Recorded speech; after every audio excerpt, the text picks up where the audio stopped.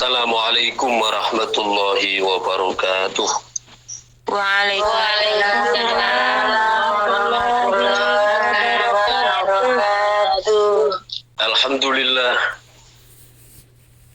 Assalatu wassalamul atammanil akmalanil adwamanil mutalazimani ala sayyidina Rasulillah wa ala alihi wa sahbihi wa mawalah. Subhanaka la ilma lana illa ma 'allamtana innaka antal alimul hakim. Subhanaka la fahma lana illa ma fahamtana innaka antal jawadul karim. Rabbana iftah bainana wa baina qaumina bil haqqi wa anta khairul fatihin. Summa amma ba'du. Bismillahirrahmanirrahim. Kita lanjutkan pembahasan kitab Kharidatil Bahiyah oleh Al-Imam Ahmad Ad-Dardir rahimahullahu ta'ala wa nafa'ana bi'ulumihi fid dharaini amin. Pada pertemuan yang lalu kita membahas tentang jin, karena jin itu masuk di dalam bahasan sam'iyat ya.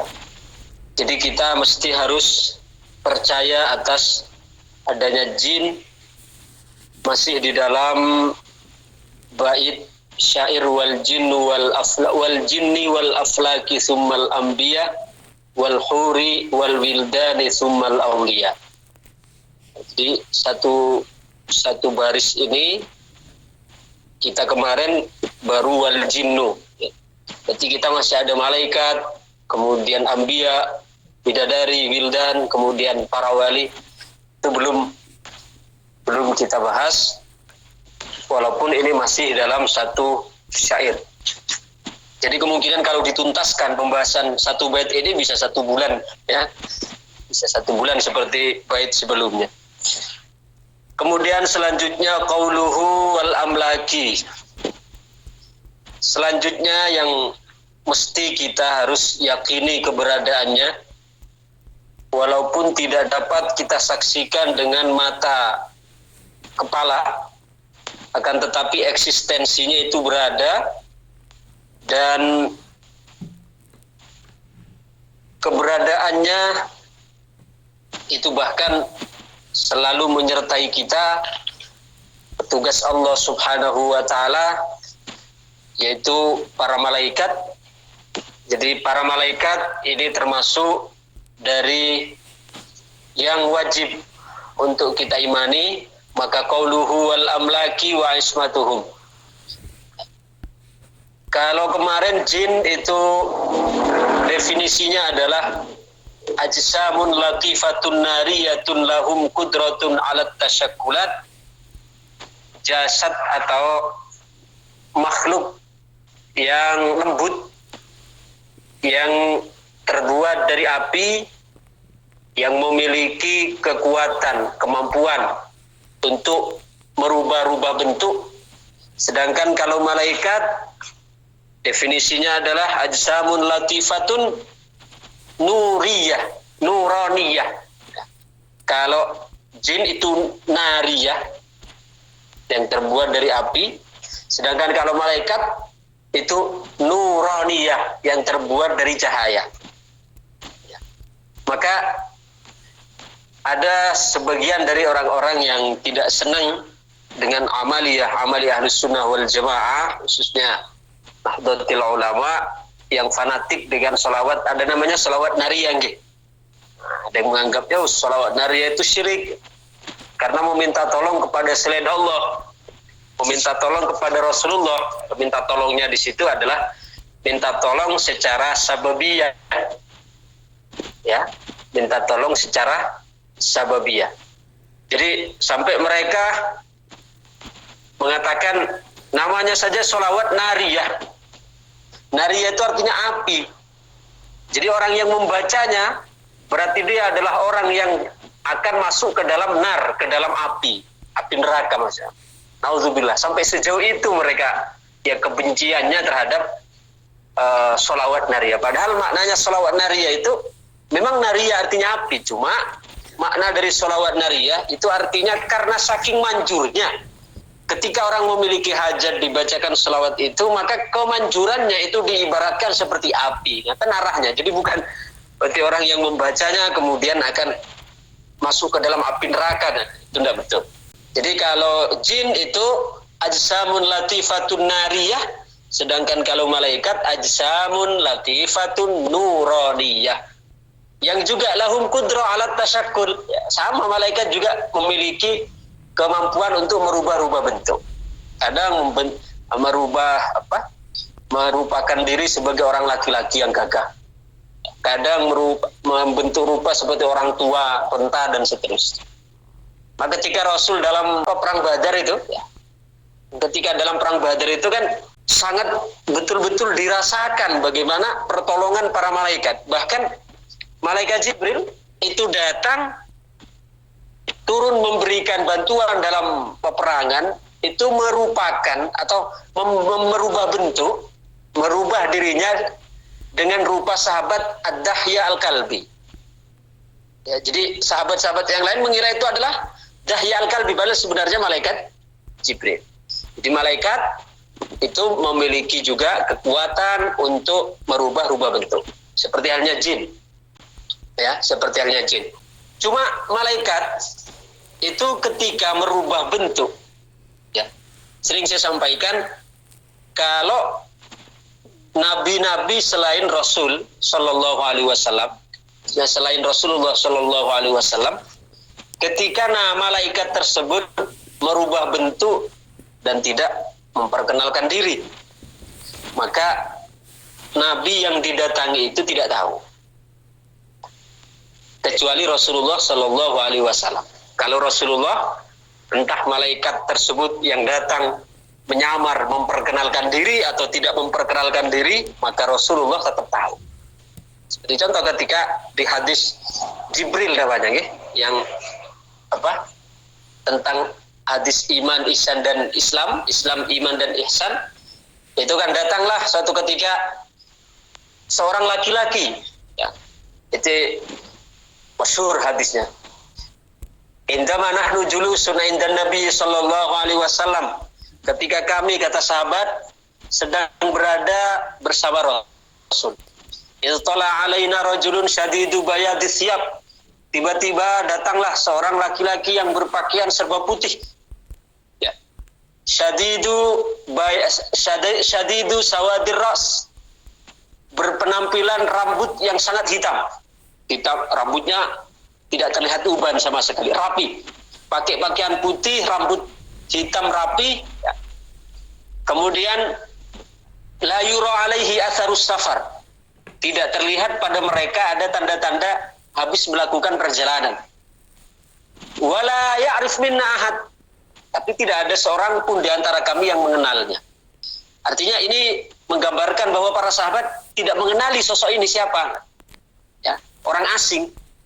Tapi di sisi lain sama sekali tidak terpampang atau sama sekali tidak terpancar dari jiwa, dari perawakan laki-laki tersebut, padahal orang asing, tapi sama sekali tidak terlihat pada raut wajahnya dia habis melakukan perjalanan. Karena kan orang kalau habis melakukan perjalanan itu kan akan terlihat letih, lesu, ya, lelah dan sebagainya. Tapi itu tidak aneh. Satu sisi para sahabat tidak mengenalnya, berarti menunjukkan orang itu orang jauh. Tapi di sisi lain sama sekali tidak terlihat pada raut wajahnya bahwa dia habis melakukan perjalanan. Nah, kalau orang habis melakukan perjalanan maka akan terlihat, ya, pada raut wajahnya yang lesu, letih dan seterusnya. Kemudian fa'asnada rukbataihi ila rukbatih. Ya. Kemudian duduklah laki-laki tersebut, laki-laki asing yang tidak dikenali oleh sahabat, lalu duduk. Dia bersimpuh, menyandarkan kedua lututnya dipertemukan dengan kedua lutut Nabi. Duduk di hadapan Rasul sallallahu alaihi wasallam dengan duduk bersimpuh. Kemudian wa wada'a yadayhi ala fakhidaihi, lalu meletakkan kedua tangannya di atas pahanya. Jadi artinya menunjukkan ketawaduannya. Ya. Kemudian faqala akhbirni 'anil Islam. Kemudian laki-laki tadi bertanya, ya Muhammad, beritahu aku apa itu Islam. Ya, beritahu aku apa itu Islam. Maka dijawab oleh Rasul, anta syahadu an la ilaha illallah wa anna Muhammadar Rasulullah wa iqamas shalah wa ita'az zakah, dan seterusnya.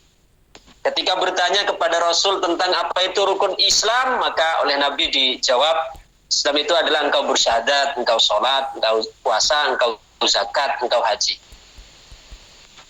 Lalu laki-laki tadi mengatakan, shadaqta, kamu benar Muhammad.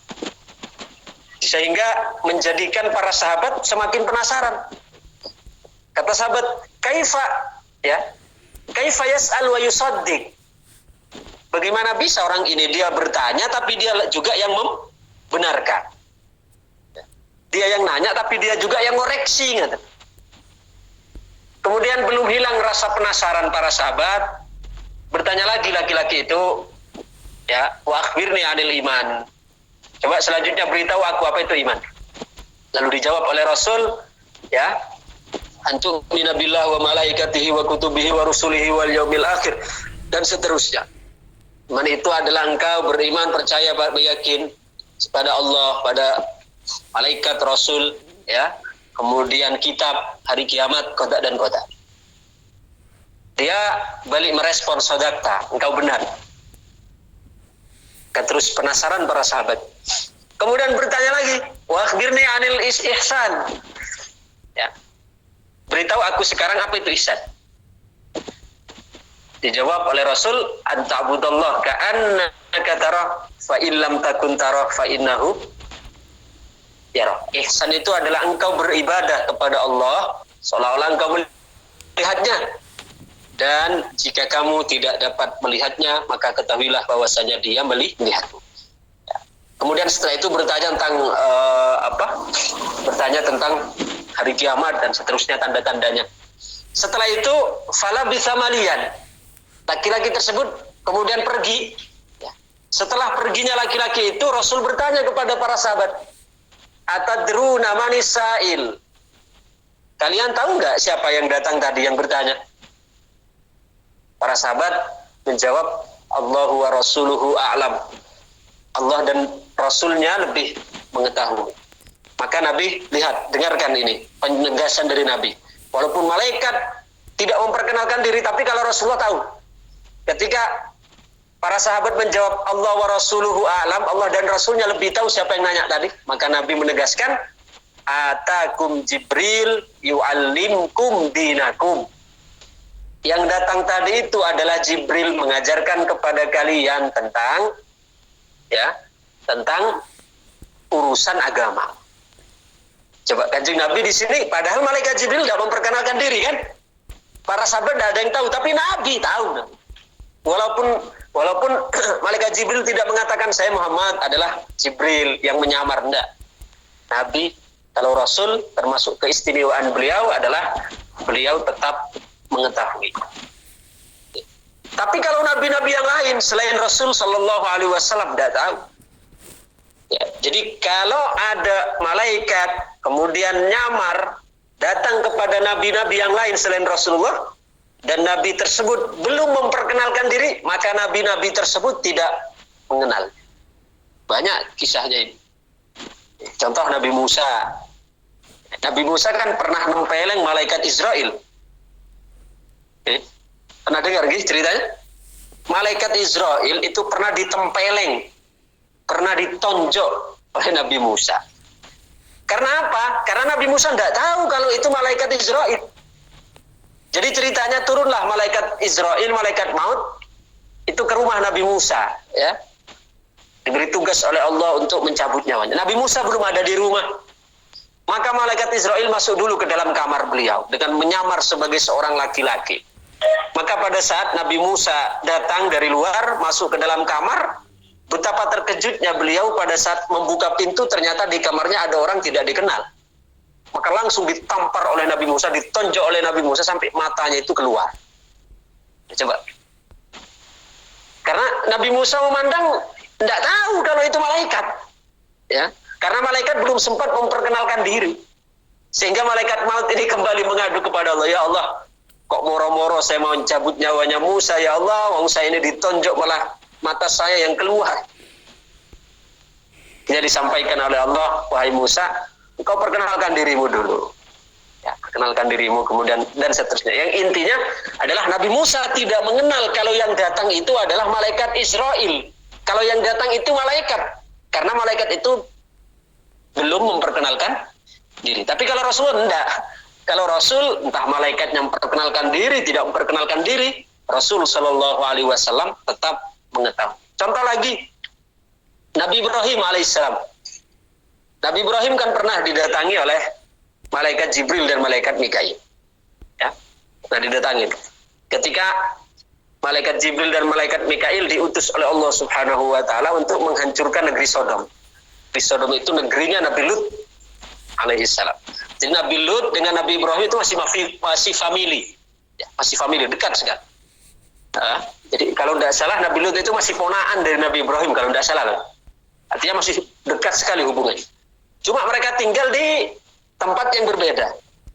Tapi hubungan keduanya sangat akrab. Ketika umat Nabi Lut alaihissalam membangkang, maka Nabi Lut berdoa kepada Allah Subhanahu wa taala agar umatnya ini dihukum.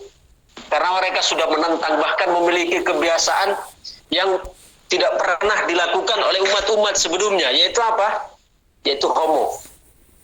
Suka terhadap sesama jenis. Laki-laki suka laki-laki, perempuan suka perempuan.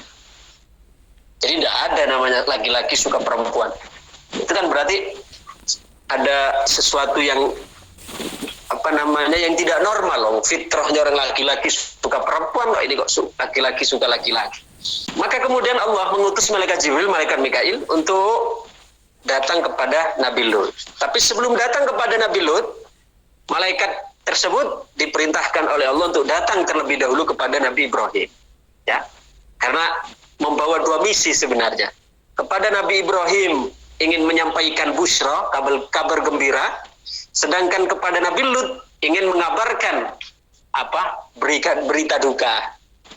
Kabar gembiranya apa? Karena mengabarkan bahwasanya Siti Sarah, istri beliau yang pertama, itu akan diberi keturunan. Padahal itu sudah usia 94 tahun itu. Ya, pada usia 94 tahun. Maka datang kepada Nabi Ibrahim dulu. Setelah datang di Nabi Ibrahim waktu itu berpuasa. Karena Nabi Ibrahim adalah orang yang sangat loman, orang yang sangat dermawan. Maka beliau mengambil salah satu ternaknya untuk disembelih. Ternak terbaiknya disembelih untuk disuguhkan untuk menghormat tamunya. Ya, Nabi Ibrahim membatalkan puasanya, menyembelih kambing yang terbaiknya untuk disuguhkan kepada dua orang tamu. Karena nggak tahu kalau malaikat. Seandainya sudah tahu dari itu malaikat, mana mungkin masih akan disembelihkan akan disembelihkan kambing. Ya, beliau akan membatalkan puasa, enggak. Tapi karena nggak tahu itu ada malaikat, dia disembelih. Setelah dimasak, disajikan, disuguhkan, Nabi Ibrahim sudah makan. Tamu dipersilahkan. Betapa terkejutnya Nabi Ibrahim ketika menyaksikan kedua tamunya, ternyata enggak makan, hanya nonton saja. Kata Nabi Ibrahim, loh, sampean kenapa enggak makan? Kata tamunya, kami tidak doyan makan. Loh, kok aneh sampean enggak doyan makan? Mohon maaf karena saya sebenarnya adalah dua malaikat yang diutus oleh Allah Subhanahu wa taala. Jadi malaikat, mana ada malaikat makan? Sama kisah yang juga mirip di zaman Nabi Ibrahim juga. Karena Nabi Ibrahim saking kayanya, beliau akan diceritakan beliau itu memiliki ternak, ya, yang di dalam menggembalakannya itu dibantu oleh 12.000 anjing. Yang masing-masing anjing itu ditugaskan untuk menjaga 1.000 ternak. Berarti ada 12 juta ternak punya Nabi Ibrahim. Kemudian malaikat datang untuk menguji. Nyamar sebagai seorang gembel yang kehabisan bekal dalam perjalanan. Maka datang kepada Nabi Ibrahim, ya Nabi Allah, tolong kiranya Anda dapat memberikan seekor kambingmu saja kepada saya untuk saya jual, untuk saya beli tiket lah gampang. Kata Nabi Ibrahim, jangankan satu, ambil saja semua sama sampean. Kemudian malaikat Jibril yang menyamar itu akhirnya menjelaskan, saya ini sebenarnya malaikat Jibril, jadi saya tidak mau nerima. Jadi seandainya malaikat itu memperkenalkan diri sebelumnya, maka tahu Nabi bilang. Tapi kalau tidak memperkenalkan diri, maka tidak kenal. Ini keduanya itu mereka berdebat. Dalam arti, dalam tanda kutip, yang malaikat Jibril tidak mau nerima, masa malaikat suruh gembala kambing. Yang Nabi Ibrahim sudah kadung menyerahkan, maka tidak mungkin kan mengambil kembali, menarik kembali. Akhirnya diambil jalan tengah, ternak tersebut dibagi-bagikan kepada fakir miskin. Kembali ke kisah tadi. Jadi Nabi Ibrahim tidak tahu kalau itu adalah malaikat. Ya, tidak tahu kalau yang datang itu adalah malaikat. Kemudian setelah memberikan kabar gembira, menceritakan bahwa kedatangannya kemari adalah yang pertama untuk menyampaikan bahwa Siti Sarah, istri sampean itu akan hamil. Di usia ke-94. Itu menunjukkan bahwa sesuatu yang tidak mungkin bagi akal tidak mustahil bagi Allah. Kemudian malaikat itu menyampaikan, setelah ini kami selanjutnya adalah ingin menghancurkan negeri Sodom, ya, yaitu negerinya Nabi Lut. Maka Nabi Ibrahim terperanjat dan mengatakan, Inna fiha Luto, di dalamnya itu ada punaan siapa? Lut. Maka kata Allah, ya, disebutkan, nahnu a'lamu man fiha, kami lebih tahu orang-orang yang ada di dalamnya. Artinya orang-orang yang akan diselamatkan. Lut itu akan diselamatkan beserta kaumnya yang taat. Illam ro'atahu, kecuali istrinya. Akhirnya berangkatlah Nabi Lut, dua malaikat itu ke negeri Sodom. Ya, berangkat. Ketika sampai di negeri Sodom itu, kedua malaikat yang menyamar sebagai dua orang pemuda yang tampan, itu mencari alamat. Dan sampai ke negeri Sodom itu sudah menjelang maghrib. Lalu bertanya kepada seorang gadis, kebetulan ketemu dengan seorang gadis. Waalaikumsalam. Dek, sampean tahu enggak di mana rumahnya Nabi Lut? Kebetulan gadis itu adalah putri dari Nabi Lut. Maka ketika ditoleh, yang terfikirkan di hati gadis itu bukan terpesona atau bukan, tapi artinya begitu melihat dua pemuda tampan itu, dia sangat mengkhawatirkan karena negeri tersebut adalah negeri yang aneh. Tidak boleh melihat seorang laki-laki yang tampan, akan dihabisi oleh kaumnya karena mereka doyan kaum laki-laki. Maksudnya orang laki-laki kaum Sodom itu suka dengan laki-laki itu, apalagi laki-laki tampan. Maka disuruh nunggu di pinggiran kampung itu. Putri Nabi Lut itu lari ke rumahnya dan mengabarkan bahwa ada dua orang tamu, ya, tampan, dan ya menanyakan tentang rumah Nabi Lut. Kata Nabi Lut, kamu tunggu agak sedikit gelap supaya orang-orang tidak melihat, dan kamu bawa lewat di jalan yang sekiranya tidak diketahui oleh orang kampung. Setelah hari mulai menjelang gelap, ya, dibawa oleh putrinya itu sambil mengendap-endap. Setelah sampai di pintu rumah, depan rumah Nabi Lut, dibukakan Nabi Lut, langsung disuruh masuk secepatnya dan langsung ditutup pintu rapat-rapat. Tapi rahasia ini bocor. Karena yang membocorkan itu adalah istri dari Nabi Lut sendiri. Karena istri Nabi Lut itu kan tidak beriman. Jadi yang membocorkan rahasia bahwa Nabi Lut kedatangan dua orang pemuda tampan rupawan itu adalah istrinya sendiri. Dia ya bilang sama kaumnya, sama orang-orang, "Wih, kamu ingin tahu enggak? Suami saya menyimpan dua orang pemuda tampan." Wah, ketika mendengar ada pemuda tampan, mereka langsung beramai-ramai untuk datang kepada Nabi Lut alaihissalam. Maka Nabi Lut begitu terkejut pada saat mendengar ya hiruk pikuk keributan di luar. Ada suara gaduh, seperti orang demonstrasi. Lut, keluarkan Lut, Lut. Maka Nabi Lut, beliau mengintip dari jendela dan beliau mengatakan, ya, ini adalah putri-putriku, ini adalah putriku, kalian ambil, tapi jangan kalian wala tu'dhili fi dhaifi, tapi kamu jangan menyakiti aku melalui tamuku. Artinya kamu kalau menyakiti tamuku sama saja menyakiti aku, ambil saja anakku itu. yang perempuan. Tapi mereka karena sudah kadung buta mata, buta hati, akhirnya ketika Nabi Lut menutup kembali jendela, maka mereka mendobrak pintu rumah Nabi Lut itu, mereka dobrak dan mereka berhasil masuk. Berhasil mendobraknya. Satu orang pertama masuk.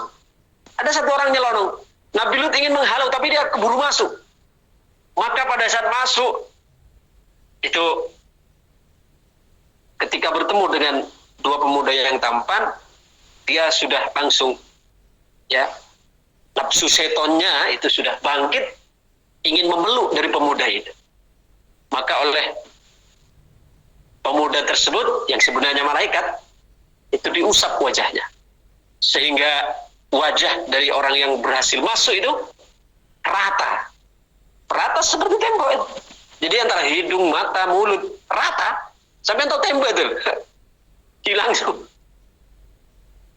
sehingga tidak dapat melihat dan keluar sambil meraba-raba, itu keluar lagi. Sehingga teman-temannya yang di luar yang ingin mencoba masuk juga, ketika melihat temannya yang masuk dengan wajah yang rata, maka ketakutan semua pada tunggang langgang pulang semua. Baru kemudian malaikat itu memperkenalkan diri, wahai Lut, janganlah kamu mengkhawatirkan kami, karena mereka tidak akan bisa untuk menyakiti kami, karena kami adalah malaikat utusan Allah untuk memberikan kabar berita kepadamu bahwasanya malam ini kami akan menghancurkan negeri ini atas perintah Allah. Inna mau'idahumus subh alaysa subhu biqarib. Jadi nanti waktunya adalah menjelang subuh. Sehingga malam itu juga Nabi Lut oleh malaikat disuruh mengumpulkan umat yang beriman untuk diberitahu bahwa nanti menjelang subuh disuruh keluar semua dari negeri Sodom, karena negeri tersebut akan dihancurkan oleh Allah Subhanahu wa ta'ala. Maka Nabi Lut mengumumkan, dibuat pengumuman bahwa orang-orang yang beriman itu disuruh meninggalkan negeri Sodom sebelum waktu subuh. Ketika sudah menjelang subuh, semua sudah bersama-sama, orang-orang yang beriman bersama Nabi Lut meninggalkan negeri Sodom. Dan mereka melihat dari jarak jauh, dari atas bukit, kedahsyatan siksa atau kedahsyatan azab yang Allah berikan. Akhirnya ketika malaikat Jibril dan malaikat Mikail itu menjalankan tugasnya, Masya Allah, negeri Sodom itu hanya ibarat kapas yang ditiup angin. Karena apa? Karena diangkat tinggi-tinggi oleh malaikat, lalu kemudian dihempaskan lagi, sehingga berantakanlah dan tamatlah riwayat dari kaum Sodom ini. Jadi ini adalah kisah malaikat yang intinya pelajaran yang bisa kita ambil bahwa malaikat itu adalah makhluk yang memiliki karakter halus, lembut, yang terbuat dari cahaya dan juga memiliki kemampuan untuk merubah rupa, merubah bentuk. Dan mereka maksum. Maksum yakni terjaga dari melakukan dosa. Seperti halnya para nabi, para rasul. Kalau jin tidak maksum. Seperti yang sering saya ulang, kalau jin itu seperti manusia, ada yang taat, ada yang maksiat, ada yang Islam, ada yang kafir, sama. Tapi kalau malaikat, semua beriman, semua taat, dan mereka semua maksum.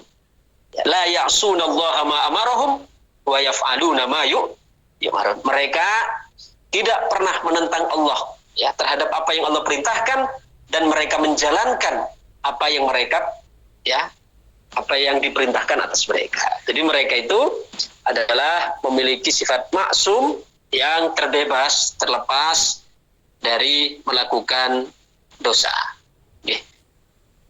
Ini saja kajian kita hari ini untuk kajian kitab Kharidatul Bayah. Mudah-mudahan menjadi tambahan ilmu yang barokah, manfaat, maslahat fid dini wad dunya hatta al akhirah. Amin amin ya rabbal alamin. Kita akhiri dengan doa Allahumma shalli wa sallim barik ala sayyidina Muhammadin wa ala alihi washabbihi barik wa sallim ajmain. Alhamdulillahirabbil alamin hamdan yuwafi ni'amahu wa yukafi mazidah. Ya rabbana lakal hamdu kama yanbaghi li jalali wajhikal karim wa 'azimi sultanik. Allahumma shalli salatan tunjina biha min jamil ahwal wal afat wa taqdi lana biha jamal hajat tahruna biha min jamil sayyi'at tarfa'una biha indaka 'ala darajat tuballighuna biha salawat min jamil khairat fil hayati wa ba'dal mamat. Rabbana atina fid dunya hasanah wa fil akhirati hasanah wa qina adzabannar. Sallallahu alaihi wasallam Muhammad wa ala alihi washabbihi wasallam. Walhamdulillahirabbil alamin. Al-Fatihah. Alhamdulillah. Ar-Rahman. Malik. Iyyaka na'budu wa iyyaka nasta'in. Ihdinas siratal ladzina Dhalin. Demikian. Assalamualaikum warahmatullahi wabarakatuh. Waalaikumsalam warahmatullahi wabarakatuh.